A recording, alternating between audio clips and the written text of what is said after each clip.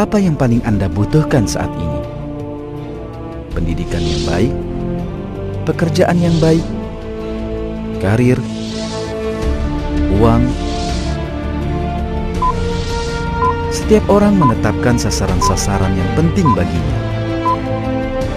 Sebagian jangka pendek, sebagian lain jangka panjang. Namun, tak satu pun dari semua kebutuhan ini yang sepenting satu nikmat yang Anda miliki setiap saat: bernafas. Sudah 39 detik berlalu sejak film ini dimulai.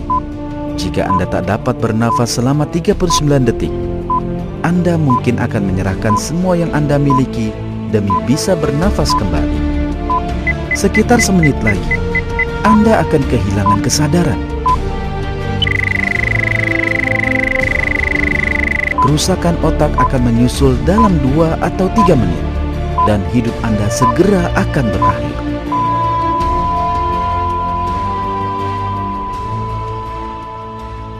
Anda kini telah menghirup sekitar 16 tarikan nafas sejak film ini dimulai.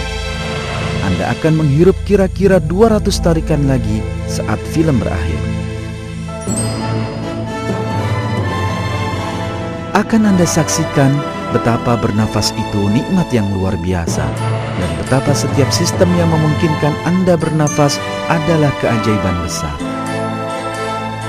Serta Anda saksikan contoh-contoh kehebatan penciptaan Tuhan pada tubuh Anda.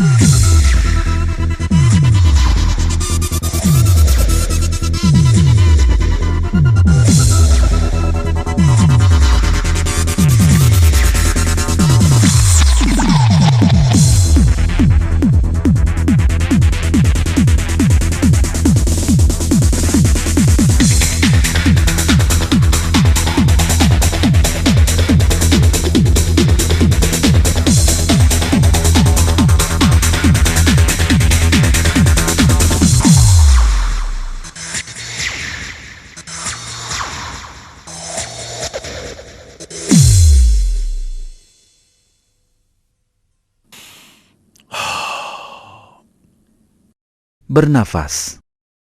Proses ini yang tampak begitu sederhana dan sangat sedikit orang pernah merenungkannya, sebenarnya suatu rantai awal sebuah keajaiban. Setiap sel dalam tubuh kita memerlukan oksigen yang disediakan oleh bernafas.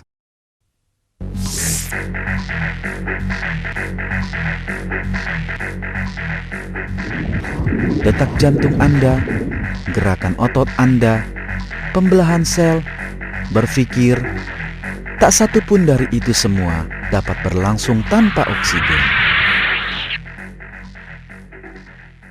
Satu tarikan nafas cukup bagi oksigen memasuki tubuh. Tarikan nafas yang dalam tentulah lebih berdaya guna.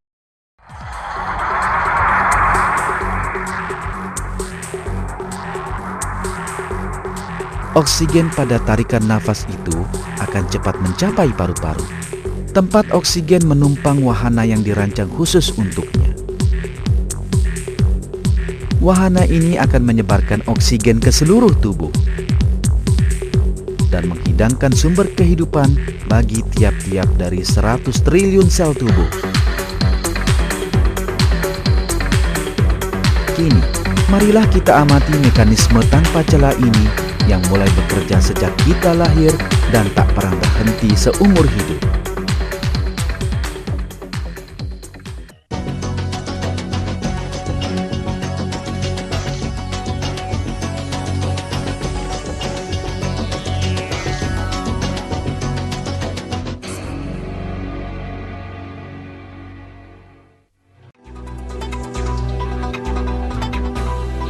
Kita harus awali kajian tentang sistem pernafasan dari hidung, pintu gerbangnya sistem. Biasanya kita memikirkan kemampuan hidung menangkap bebauan. Namun, hidung memiliki satu fungsi penting lain. Hidung membuat udara yang kita hirup aman bagi paru-paru. Hidung memiliki rancangan aerodinamis yang menakjubkan. Hidung bekerja layaknya mesin penyejuk udara yang sempurna, dan bagian dalamnya dilengkapi dengan penyaring khusus. Bentuk melengkung hidung memungkinkan udara berputar-putar di dalamnya. Maka, udara menjadi hangat dan lembab oleh lendir hidung.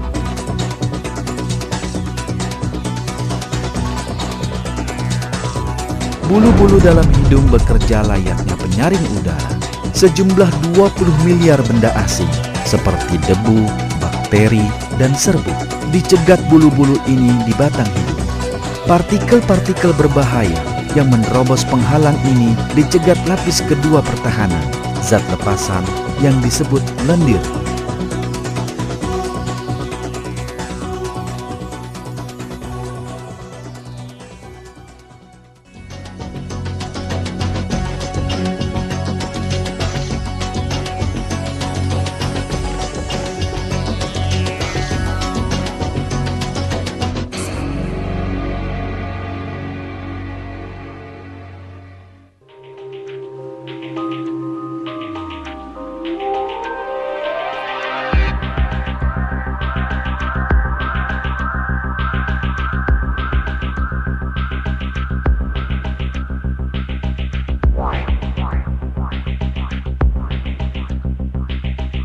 Saluran pernapasan atas dan tenggorokan dilapisi sejenis zat licin dan kental yang disebut lendir. Zat ini menjaga saluran udara tetap lembab. Lendir juga mencegah zat-zat berbahaya mencapai paru-paru. Lendir dibantu oleh rambut getar. Setiap rambut getar adalah pengangkut yang giat dan membawa lendir bersama benda asing yang dijeratnya ke tekak. Di sini, lendir ditelan bersama dengan benda asing itu akibat refleks menelan lalu dihancurkan oleh asam lambung.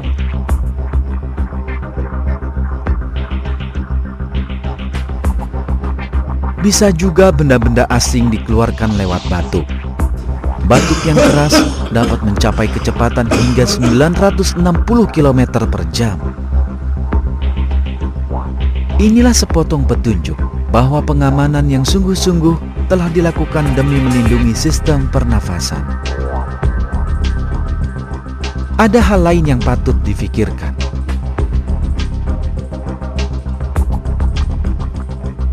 Rambut getar di dalam saluran hidung mengangkut lendir ke atas. Di sisi lain, rambut getar pada saluran pernafasan atas bergerak ke bawah. Di kedua wilayah, benda-benda asing diangkut ke tekak. Bermiliar rambut getar di kedua wilayah ini benar-benar tahu letak tekak. Pemeriksaan seksama menyibak keajaiban terpenting di sini. Rambut getar adalah struktur kecil yang tak bermata, telinga, atau otak. Maka, bagaimanakah mungkin struktur buta dan tuli ini mengetahui letak tekak? Semua miliaran rambut getar ini bergerak serempak ke satu arah. Siapakah yang mengajari rambut getar agar bergerak serempak ke satu arah? Mari kita perhatikan sehelai rambut getar. Ia makhluk hidup. Sejak muncul ke dunia dan sepanjang hidupnya, rambut getar hanya berfungsi satu. Satu fungsi ini dijalankan tanpa jeda atau keberatan, mengangkut lapisan lendir ke tekak.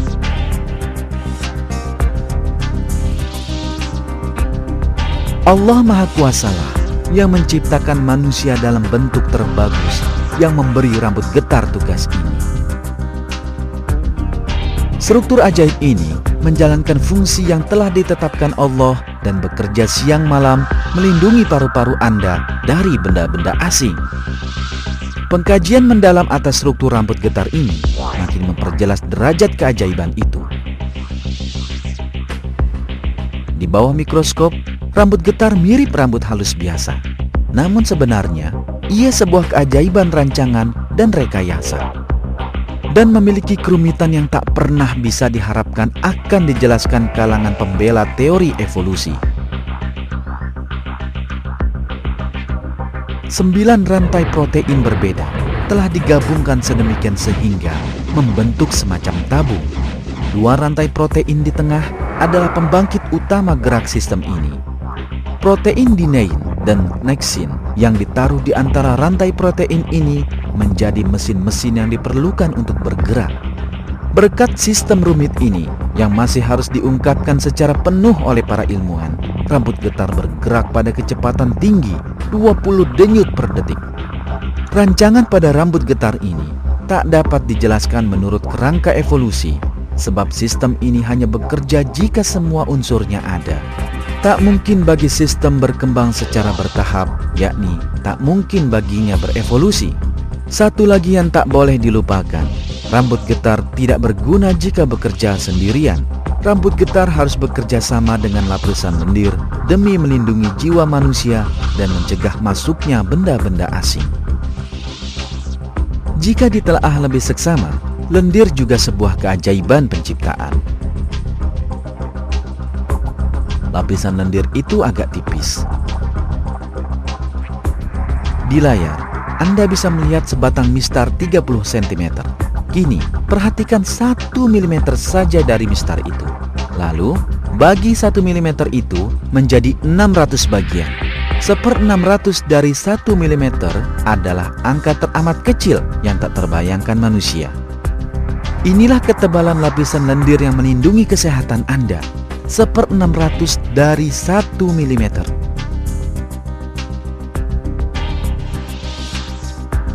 Lebih lagi, lapisan tipis ini tersusun dari 2 lapisan terpisah. Yang di bawah agak licin.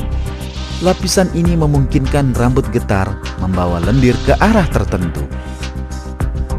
Lapisan atas atau lapisan pengaman agak kental, yang memungkinkannya menjerat benda-benda berbahaya. Kedua lapisan ini tak pernah bercampur atau bertukar tempat.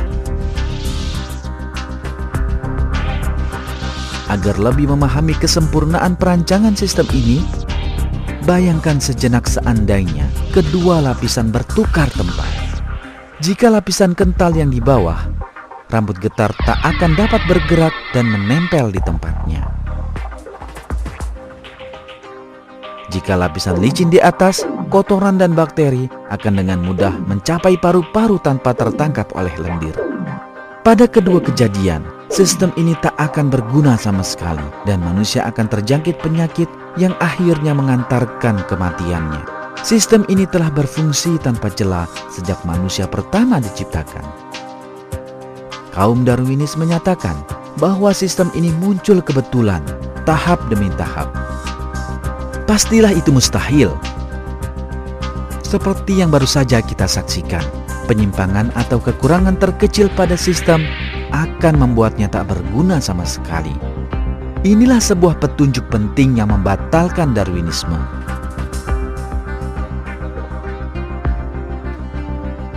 Rambut getar yang melayani Anda siang dan malam, lendir yang rancangan khasnya sangat istimewa, dan rancangan aerodinamis di dalam hidung, semua membuktikan satu kebenaran amat penting.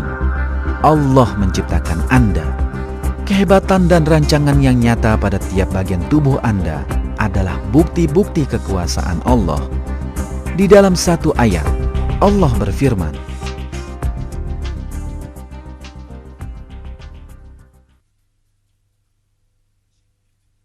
"Kami telah menciptakanmu, maka mengapa kamu tidak membenarkan?"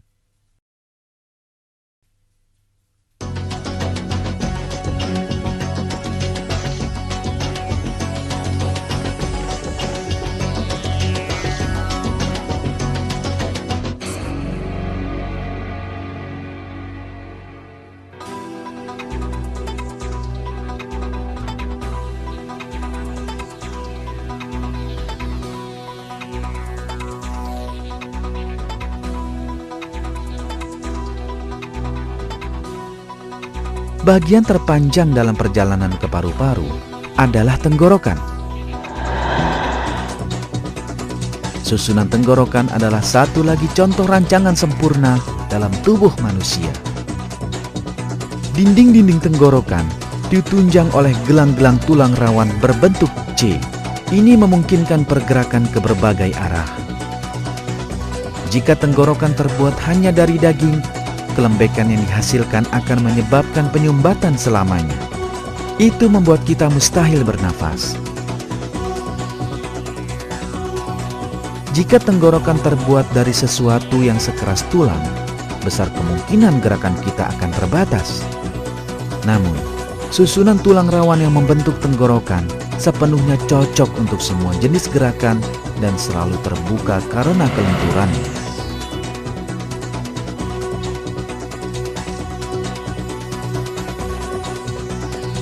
Ada rancangan amat istimewa lain tepat di pintu masuk tenggorokan. Rancangan ini menyelamatkan hidup kita setiap menelan sesuatu. Mengapa begitu?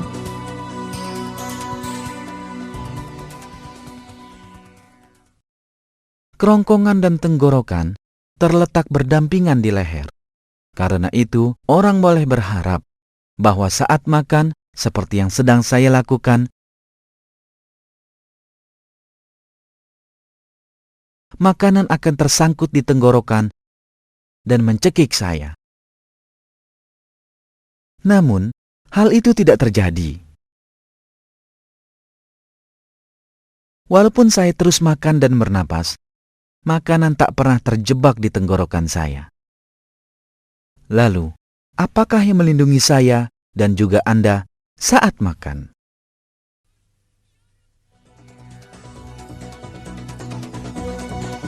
Ada katup kecil dari tulang rawan lentur yang disebut katup nafas tepat di jalan masuk tenggorokan. Katup ini otomatis menutup jalan masuk ke tenggorokan saat kita menelan. Selama ribuan kali makan yang telah Anda nikmati, sejak bayi hingga kini, Anda telah menelan berpuluh ribu kali. Dan setiap kali, katup kecil ini menutup jalan masuk ke tenggorokan Anda tepat pada waktunya. Walaupun Anda tak menyadari kehadirannya dan tak bisa mengaturnya, katup kecil ini telah menyelamatkan hidup Anda dengan menutup jalan masuk ke tenggorokan tepat pada waktunya.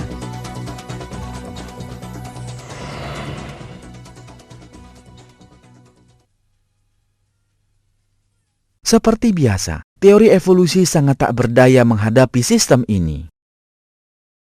Mustahil bagi sistem sepenting ini, yang ketakhadirannya berarti maut bagi jiwa manusia, tak sengaja muncul tahap demi tahap. Jika tidak ada sistem itu, manusia akan tersedak pada kali pertama menelan. Maka, inilah bukti lain bahwa Allah menciptakan semua keistimewaan yang dimiliki manusia.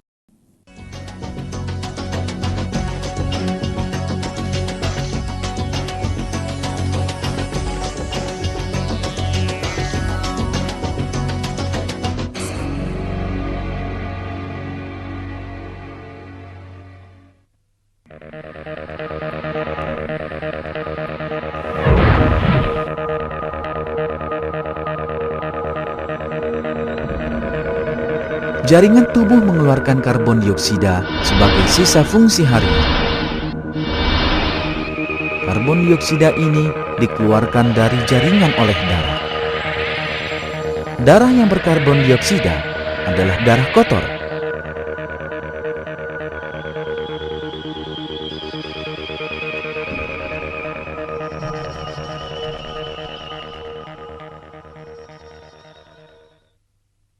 Untuk membersihkannya, darah harus dianginkan atau disentuhkan dengan udara. Oksigen di udara dan karbon dioksida di dalam darah akan dipertukarkan. Ada sekitar 5 liter darah di dalam tubuh manusia. Untuk menganginkan ke 5 liter darah ini, perlu menyebar di wilayah sekitar 100 meter persegi. Luas itu setara dengan sebidang lapangan tenis.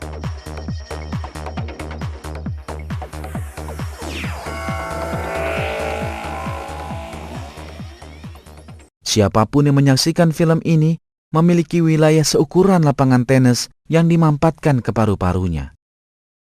Oleh kehebatan tiada tara penciptaan Allah. Paru-paru.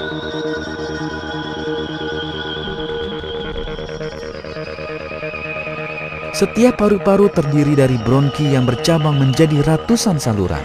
Di ujung setiap bronki ada alveoli atau kantung udara seukuran kepala jarum pentul. Ada sekitar 300 juta kantung udara di dalam sekantung paru-paru yang sehat. Luas seluruh permukaannya setara dengan sebidang lapangan tenis. Udara yang melewati bronki mengisi alveoli. Alveoli ditutupi jaringan padat pembuluh rambut, jenis terkecil pembuluh darah. Alveoli dan pembuluh rambut terpisahkan satu sama lain oleh suatu selaput tipis. Selaput ini memungkinkan pertukaran gas antara darah dan udara. Karbon dioksida dari darah kotor dan oksigen dari udara dipertukarkan di sini, dan darah kotor dicuci di dalam alveoli. Sistem yang memungkinkan darah Anda dibersihkan lewat tiap tarikan nafas ini dibangun pada kantung udara yang tak lebih besar dari kepala jarum pentul. Kenyataan bahwa Anda memiliki 300 juta kantung ini di dalam dada dan bahwa semuanya melakukan tugasnya sepanjang waktu adalah bukti lain kehebatan tiada tara penciptaan Allah. Kini, mari kita amati lebih seksama alveoli seukuran kepala jarum pentul ini dan saksikan sekali lagi kesempurnaan penciptaan Allah. Alveoli mengembang pada setiap tarikan nafas dan mengempis kembali saat nafas dilepaskan.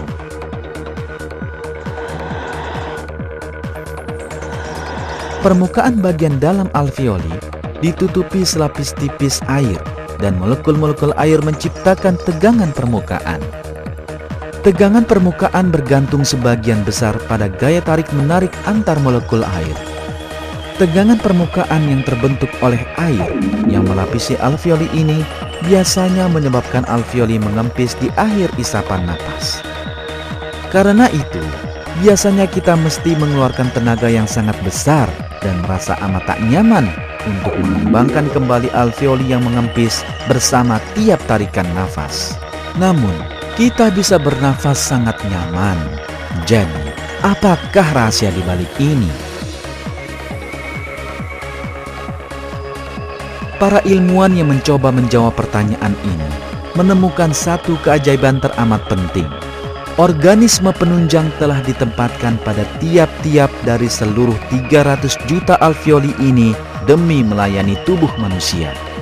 Organisme ini dikenal sebagai sel tipe kedua. Sel tipe kedua menghasilkan zat sangat khusus yang disebut surfaktan dan menyebarkannya ke permukaan bagian dalam alveoli. Surfaktan adalah molekul yang dirancang khusus mengurangi tegangan permukaan air. Berkat molekul ini, alveoli tidak mengempis ke dalam.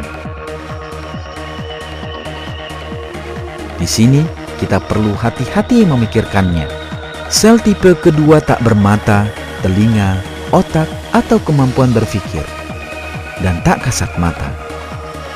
Maka, bagaimanakah mungkin zat ini mengetahui bahwa alveoli akan mengempis karena tegangan permukaan? Anda kini dapat melihat rumus kimia surfaktan pada layar. Rumus ini telah dirancang khusus mengatasi tegangan permukaan. Siapakah yang mengajarkan rumus kimia surfaktan kepada sel tipe kedua yang tak bermata, telinga, atau otak? Mengapakah sel itu mengabdikan hidupnya bagi produksi surfaktan? Sel ini hanya ada pada alveoli, persis di tempat surfaktan diperlukan dan tidak di bagian lain tubuh. Siapakah yang menaruhnya tidak di telinga atau jantung misalnya, namun hanya di tempat ia diperlukan, di dalam alveoli? Jumlah pertanyaan sedemikian terus bertambah sambil orang terus meneliti alveoli, sebab sel tipe kedua bukan satu-satunya pekerja yang setia dalam alveoli. Sel-sel pendukung lain telah ditemukan di dalam alveoli, makrofagus misalnya. Benda asing apapun yang berhasil melewati garis pengamanan di saluran pernafasan atas dan mencapai paru-paru menghadirkan bahaya besar. Makrofagus menelan benda-benda asing yang memasuki alveoli dan dengan begitu melindungi kesehatan kita. Jadi, siapakah yang menugaskan makrofagus menjaga dan mengawasi alveoli Anda seumur hidup dan karena itu melindungi kesehatan Anda? Hanya ada satu jawaban atas pertanyaan ini dan pertanyaan lain yang sejenis. Allah yang menciptakan makrofagus, sel tipe kedua yang ditemukan di dalam alveoli, rancangan sempurna pada alveoli, bronki, dan paru-paru. Kehebatan penciptaan Allah tanpa celah dan tiada tara. Dalam satu ayat, Allah mengungkapkan, "Dan apakah manusia tidak memperhatikan bahwa kami menciptakannya dari setitik air, maka tiba-tiba ia menjadi penantang yang nyata. Dan ia membuat perumpamaan bagi kami, dan ia lupa kepada kejadiannya. Ia berkata, siapakah yang dapat menghidupkan tulang belulang yang telah hancur luluh? Katakanlah, ia akan dihidupkan oleh Tuhan yang menciptakannya kali pertama, dan Dia Maha mengetahui tentang segala makhluk."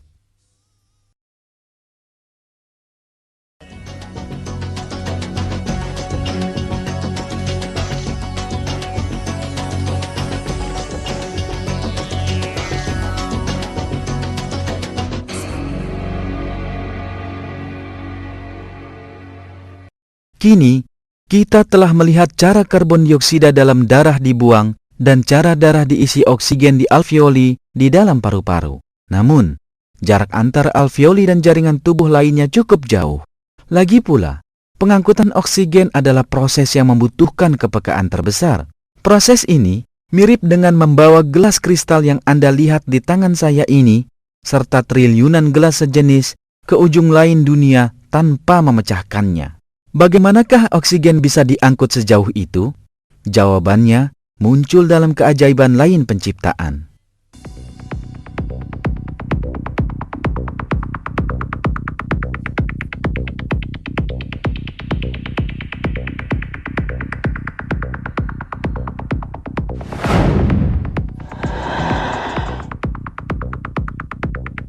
Oksigen yang memasuki alveoli bersama udara dijemput saat dicampurkan ke darah oleh sel yang bertugas mengantarnya.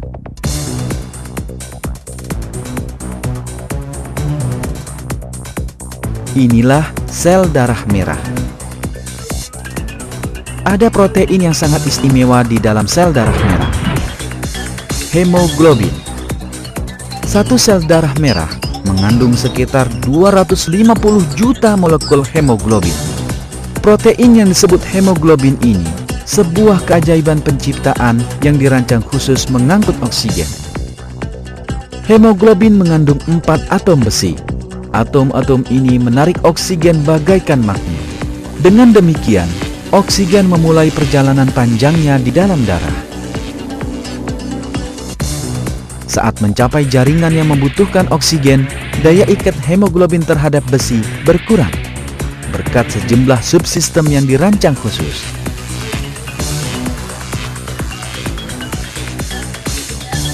Maka, oksigen dilepaskan dari hemoglobin dan sel darah merah, lalu dikirimkan ke sel-sel yang membutuhkannya. Karbon dioksida yang dihasilkan oleh sel kembali diangkut ke paru-paru oleh hemoglobin dan sistem-sistem rumit. Disinilah karbon dioksida yang dibawa ke paru-paru dilepaskan dari tubuh. Pertukaran oksigen dan karbon dioksida terus berlangsung setiap detik sepanjang hidup.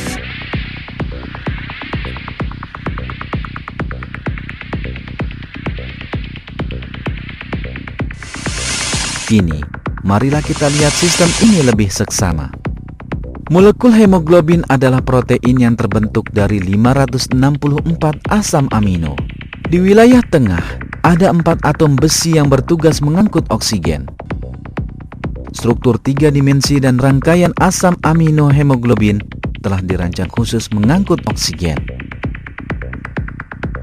Penyimpangan pada salah satu asam amino atau struktur 3 dimensinya akan berakibat hemoglobin gagal mengangkut oksigen dan menunaikan tugasnya. Namun, seperti juga hemoglobin, subsistem-subsistem yang bekerja dengannya memiliki rancangan tanpa celah. Misalnya, hemoglobin dan oksigen membangun ikatan yang sangat kuat ketika bertemu di paru-paru. Tetapi, ikatan ini melemah pada jaringan-jaringan yang memerlukan oksigen, dan oksigen pun dilepaskan dari hemoglobin. Sistem ini telah direncanakan sampai kerincian yang sehalus-halusnya. Jika ikatan antara oksigen dan hemoglobin di dalam paru-paru tak cukup kuat, oksigen tidak akan menyatu dengan hemoglobin.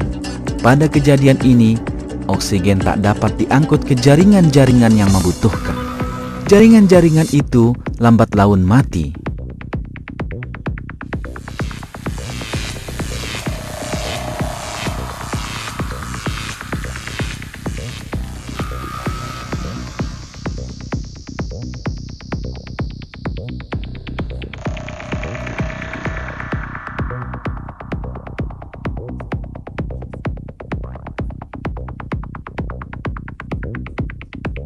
Akibatnya, penyimpangan sedikit saja pada sistem yang ada di dalam hemoglobin akan mengundang maut.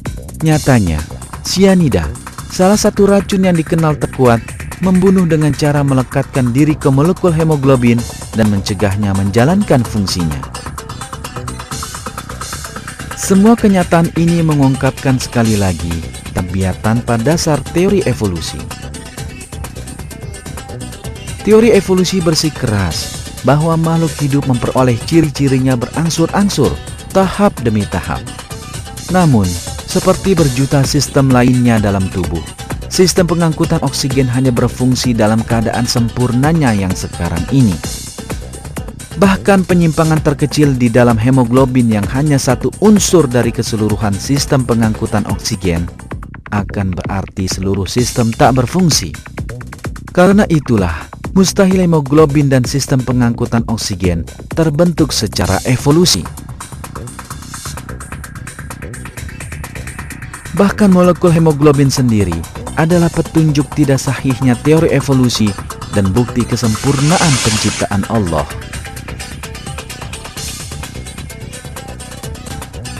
Di dalam Al-Quran, Allah berfirman,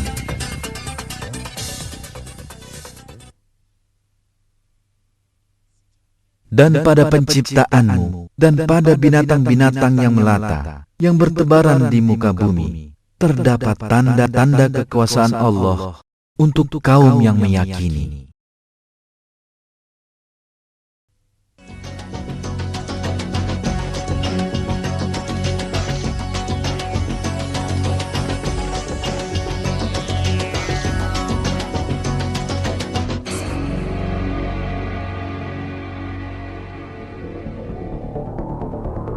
Manusia melakukan berbagai hal dalam kehidupan sehari-harinya.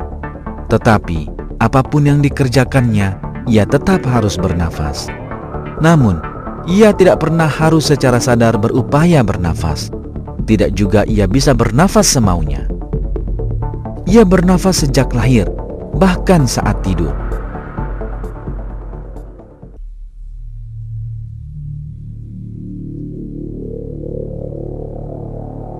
Otak adalah pusat perintah bagi seluruh proses pernafasan.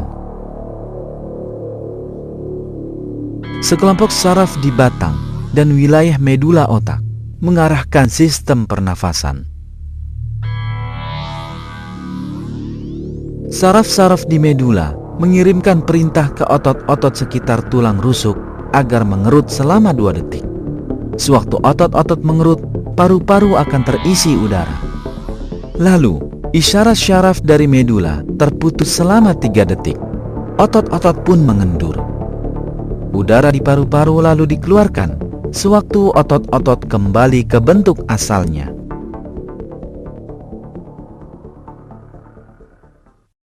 Dikendalikan medula, bernafas memakan waktu sekitar 5 detik. 2 detik menghirup, dan 3 detik menghembuskannya. Di dalam keadaan normal, orang sehat bernafas sekitar 12 kali per menit. Tetapi, angka ini bisa bertambah pada keadaan tertentu.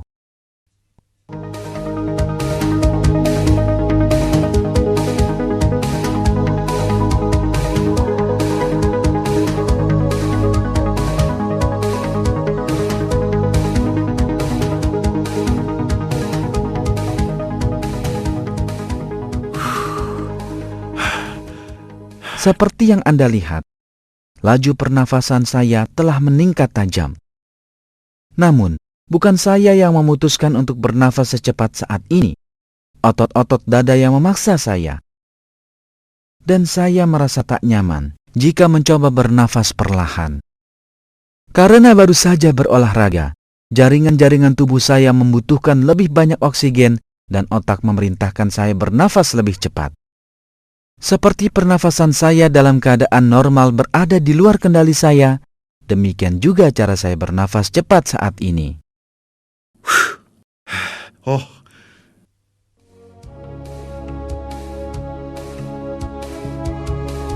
Jadi, kendali pernafasan tak bergantung pada kehendak masing-masing orang.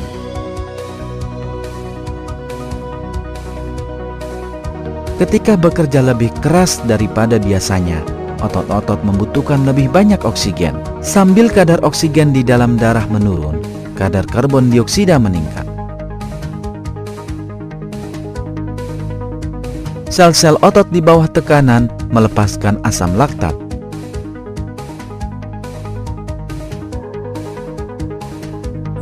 Oksigen, karbon dioksida, dan reseptor asam laktat di berbagai bagian tubuh menjadi sadar akan perubahan ini dan mengirimkan peringatan ke pusat pernafasan di otak. Ketika peringatan ini mencapai medula, saraf pernafasan mengirimkan perintah ke otot-otot dada dan memastikan otot-otot ini bekerja lebih cepat. Di sisi lain, tindakan pengamanan lain juga diambil di dalam tubuh. Misalnya, jantung mulai berdetak lebih cepat. Pori-pori kulit dibuka untuk menyeimbangkan kenaikan suhu tubuh dan berupaya mendinginkan tubuh. Saat tekanan pada otot berhenti, semua sistem berangsur-angsur kembali ke keadaan normalnya.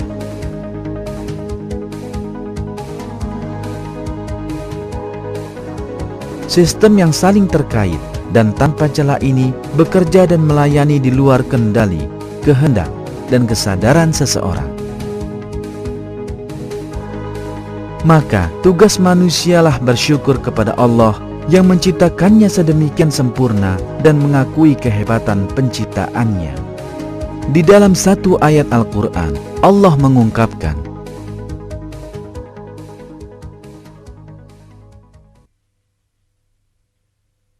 Dialah Allah yang menciptakan, yang mengadakan, yang membentuk rupa, yang mempunyai Asmaul Husna.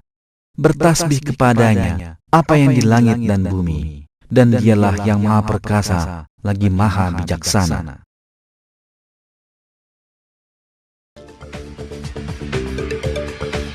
Dalam film ini, kita telah menelaah keajaiban di dalam sistem pernafasan. Sistem penyejuk udara di dalam hidung, mekanisme pelindung di dalam saluran pernafasan, rambut getar yang setia melayani seumur hidup, lendir yang bekerja berdampingan dengan rambut getar, rancangan tenggorokan,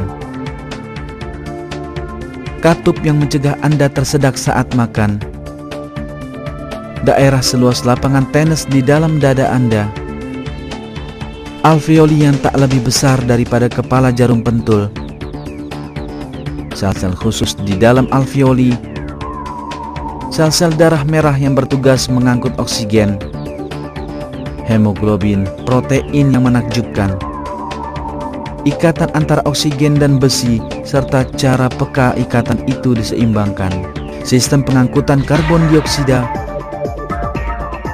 sistem saraf khusus yang mengendalikan pernafasan di luar kehendak seseorang, dan kita telah melihat sistem-sistem lain yang membantu manusia bernafas. Kita melihat bahwa sistem-sistem ini telah diciptakan dalam bentuk sempurna dan tanpa cacat. Satu hirupan nafas adalah keajaiban agung yang meminta rasa syukur kepada Allah. Anda telah sekitar 200 kali menarik nafas sejak film ini dimulai. Anda akan juga terus bernafas jauh setelah film ini usai, sampai Allah meminta kembali nyawa Anda, sebagaimana Dia memberikannya kepada Anda.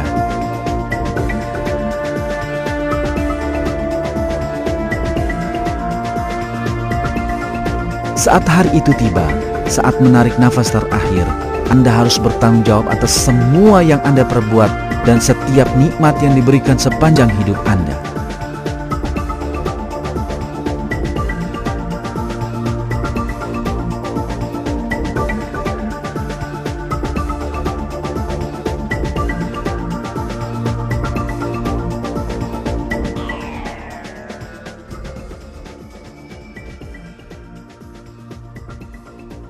Orang harus memikirkan kebenaran ini dan bersyukur kepada pencipta kita, Allah, yang mengizinkan kita bernafas dan memberikan tak terhitung nikmat kepada kita selagi waktu masih ada dan sebelum nafas terakhir tiba. Sebagaimana diperintahkan Allah di dalam Al-Quran. Hai manusia, sembahlah Tuhanmu yang telah menciptakanmu dan orang-orang yang sebelummu agar kamu bertakwa.